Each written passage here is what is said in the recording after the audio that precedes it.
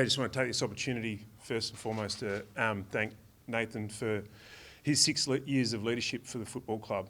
I think as a football club, we've asked a lot of Nathan over his time, and through that time he's led us with aplomb, like he really has. And over the last 6 years, over the last 3 years, he's really supported me as a new coach. He's led by example. He's really invested in the future of our footy club. He's led and embedded our new trademark amongst the playing group. And I stand here really confident that although he's standing aside, he's going to be able to support the new leadership of our group. So, I thank him for all he's done so far. He assures me that even though he's stepping aside, he's really invested in what we're trying to achieve as a football club, and I'm really comfortable as a coach in that. So I'll hand it over to Fyfe and let him say his piece. Thank you, mate. Good on you, mate. Cheers. How'd you come to this decision? Yeah, Steve, it was sort of a decision that's been reached after about 12 months as last year started to unfold and we saw the enormous growth in our group at the same time as me not being able to get on the park. It kind of started to pave the way for a potential transition. But then in the last couple of weeks, it's sort of got to a point where with great chats with Garlo and JL and Belly, we reached a point where we thought that this was a great step forward for the club. Intuitively, it felt right. It just took a little bit more time for my emotions and cognition to match up with that. But once all those things lined up, I can see that this is a great opportunity for our club and an opportunity for me to focus on getting back to my best footy. You mentioned it was a discussion with Peter Bell and just along the way. How much of it was, I guess, the club's decision? How much of it was your decision? I think it was fairly even, but probably weighted. I was certainly leading the conversations in terms of where everyone was at. You've got to get a strong alignment in these kinds of decisions, and I always felt throughout my captaincy one of the key responsibilities I had was to make sure when I handed over that the club was in a better position.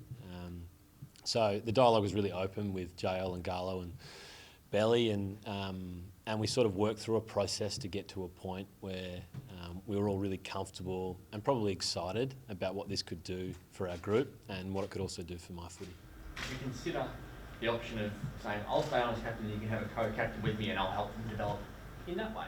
We looked at all the different options, didn't we, JL? We sort of, we definitely considered co-captaincy. I spoke with Belly about what that would look like. I reached out to Brett Kirk, who was a co-captain and a mentor of mine, about what co-captaincy could look like. And I guess as we stepped through the process, it just started to feel intuitively like the best thing to do was to completely step away from the leadership group and allow someone else to step into that position and someone to step up as captain. And I think this gives me the best opportunity to go forward, work with Jamie Graham, Michael Walters and our forwards, and focus on my own game to become an asset to the club that maybe I wasn't able to do when I was playing as a midfielder and trying to captain. So I think the opportunity for me to completely step away, reinvent my game is quite exciting, and that's probably what the main sell was in the end, is that I can add more value to the group in different ways. How big a battle was it between the heart and the head? It took a little bit, yeah, because from the moment I took the role as captain of this club, it was my dream to be the first premiership captain of Fremantle, and that was a role I took really strong responsibility in. And when we'd lose, then we lost down in Geelong, was the biggest loss of the club's history, and I took that so personally. I reckon it took years off my life. So giving up that dream was quite a difficult decision to come to, but I think as we know in life, when you give something up, it allows you to jump back into the flow and see what possibilities open up. So again, intuitively, it just feels like a step closer to being a premiership player as opposed to the opposite. So that thing just kept nagging in the back of your head. Yeah, first flag, first captain to do it. This is something I've always wanted to do, and it's never going to happen now. Well, it's more like I'm just so invested in this club, and anything I feel like I can do to help it get closer to what we all want to achieve. And for a long time, that was as me as captain. And the last year, it started to pave a way that there was a different possibility, a different outcome.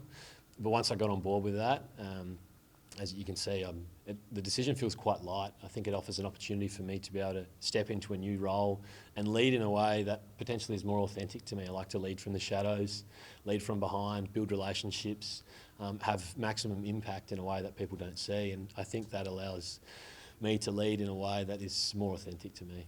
What did being a captain at Freo mean to you, and is there a moment, I guess, that stands out as you always remember that? What it meant was an enormous honour and privilege. We always had our players vote for the captain, and so to run alongside the players that voted you into that position was extremely empowering. I said to the players and staff earlier that I made a lot of mistakes in leadership, but was able to grow from those experiences.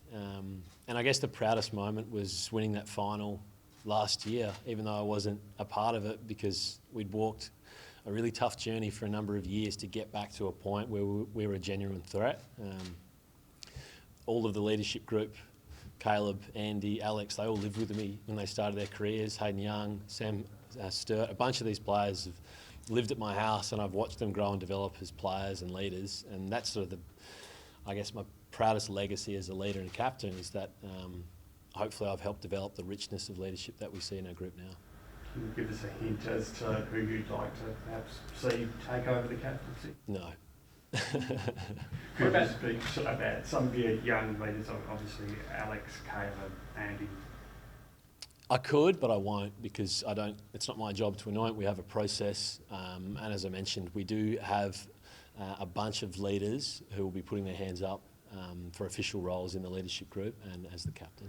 Having done it, how challenging would it be for someone young? Because it's not a young man's game in terms of being a leader of a pretty great man out there. Yeah, I think it is a challenge, and there are times in all leadership roles where it feels overwhelming.